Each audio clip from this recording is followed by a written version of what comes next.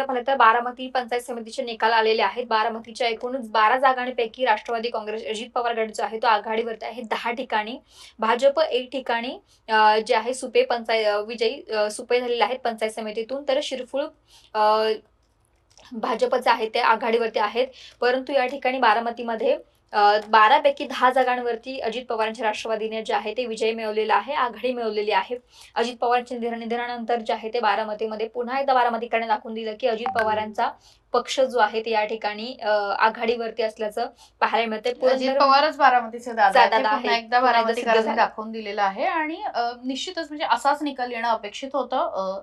मात्र मधल्या काळामध्ये जी काही घटना घडली आणि 28 जानेवारी सारखा जो दिवस बारामतीकरांच्या आणि महाराष्ट्राच्या सगळ्यांनाच बघावा लागला, अजित पवारांचं दुर्दैवाने निधन झालं, त्यानंतर सुद्धा अर्थात आणि त्या आधी सुद्धा ज्या पद्धतीने अजित पवारांचं बारामतीमध्ये काम आहे, ज्या पद्धतीने त्यांचा मागच्या काही वर्षांपासून वरचष्मा राहिलेला आहे, तर बारामतीमधला निकाल काही फार अनपेक्षित नाहीये आणि त्याच दृष्टीने बारामतीकरांनी जे आहे ते भरभरून मतं अजित पवारांच्या राष्ट्रवादीला दिल्याचे दिसून येत आहे. आपण पुण्यामध्ये येऊया. पुण्यातल्या खेडच्या कुरळी गटातून ठाकरेंच्या शिवसेनेच्या विनया मुंगसे जे आहेत आघाडीवरती आहे. तर भोसरीचे आमदार माजी आमदार विलास लांडे यांची मुलगी सुद्धा या निवडणुकीच्या रिंगणामध्ये होती. भोसरीचे माजी आमदार विलास लांडे यांची मुलगी विनया मुंगसे यांची देखील विजयाकडे वाटचाल जी आहे ते आपण या ठिकाणी पाहू शकतो.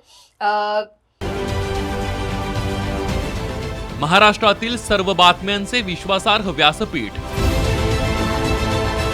सकाळच्या सर्व सोशल मीडिया प्लॅटफॉर्मला लाईक, फॉलो आणि सबस्क्राईब करा. तसंच सर्व नोटिफिकेशनसाठी बेल आयकॉन प्रेस करायला विसरू नका.